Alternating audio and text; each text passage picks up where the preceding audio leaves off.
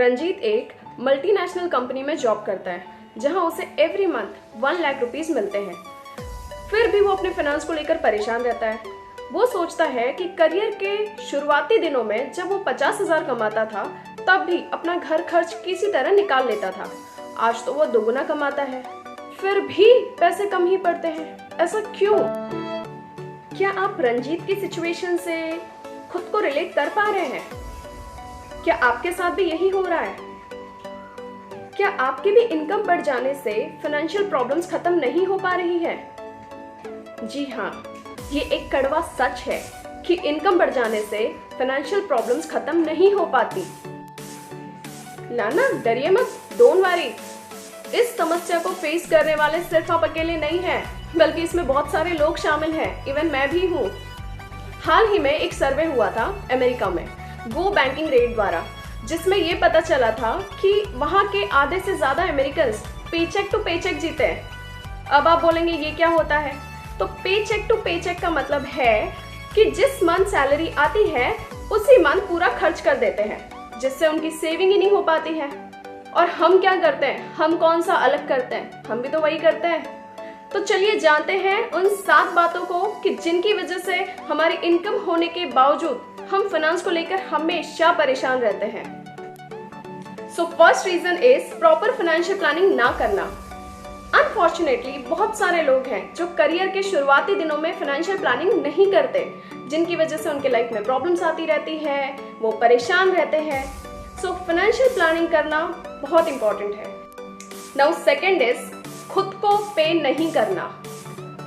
खुद को पे नहीं करने का मतलब है जिस टाइम आपके अकाउंट में सैलरी क्रेडिट होती है तब उस महीने के लिए जितना आपने हार्डवर्क किया है तो खुद को देना तो बनता है ना, खुद को एक अमाउंट देना तो बनता है ना।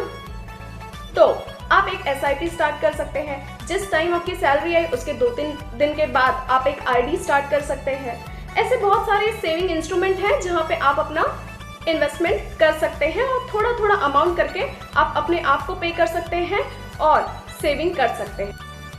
आज की खुशियों को कल की ज़रूरतों से ज़्यादा इम्पोर्टेंस देना। हम क्या करते हैं? हम 5,000 की सेविंग करने के बजाय 20,000 का मोबाइल लेने में यकीन रखते हैं, जबकि हमारा पुराना मोबाइल ऑलरेडी सही हो। लिविंग इन द मोमेंट की जो फिलॉसफी है ना, वो तब भी भाती है जब finance for the future intact हो, लेकिन हम ऐसा करते ही नहीं है। दोनों में बैलेंस होना बहुत ज़रूरी है, तभी फाइनेंशियल स्ट्रेस से बचा जा सकता है। वॉरेन बफेट ने बहुत ही अच्छी बात कही थी कि do not save what is left after spending, but spend what is left after saving. इस बात को हमेशा याद रखिए। हम अपनी वांट्स को नीड से अलग नहीं करते। नीड क्या होती है? जिसके बिना आपका काम चल नहीं सकता। वांट्स क्या होती है? कि जो आप चाहते हो कि आपके पास हो लेकिन आपका काम चल सकता है। अब देखिए, जेन्युइनली आपको एक कार की जरूरत है तो आप आराम से अफोर्ड कर सकने वाली हैचबैक की जगह SUV को अपनी जरूरत बना लेते हैं और लोन पे करते रहते हैं।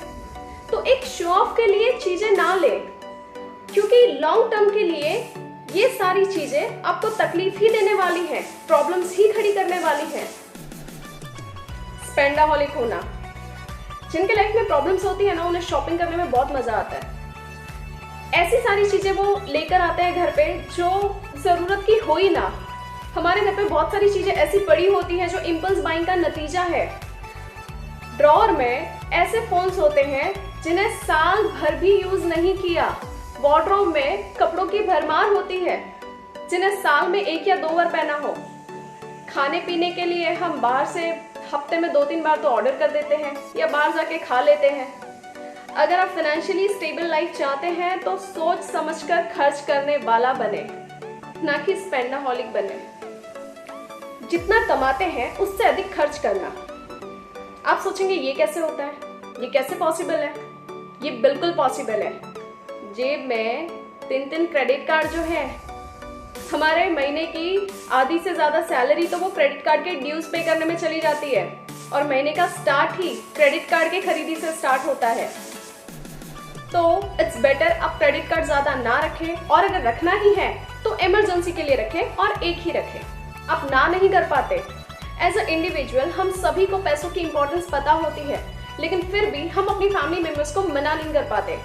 ऐसा करके हम उन्हें आज की खुशियां तो दे रहे हैं, लेकिन हमें ना कहना सीखना होगा ताकि प्रेजेंट के साथ साथ हमारा फ्यूचर भी खुशियों से भरा हो। एक कड़वी बात है, कभी फ्यूचर में फाइनेंशियल दिक्कत आई तो वो सारे फैमिली मेंबर्स वो एंटरटेनिंग मोमेंट को भूल जाएंगे और आज जो सिचुएशन है उसके लिए आपको ही जिम्मेदार ठहराया जाएगा। तो इसलिए कभी कभी ना कहना भी अच्छा होता है। अब आप समझ पा रहे होंगे कि सिर्फ ज्यादा कमाना ही इंपॉर्टेंट नहीं है, पैसों को सही से मैनेज करना उससे कई ज्यादा इंपॉर्टेंट है और वही फाइनेंशियल प्रॉब्लम का सॉल्यूशन है। और अगर आप अब तक ऐसा नहीं कर रहे थे तो कोई बात नहीं, past can not be changed but future को तो बेहतर बनाया जा सकता है।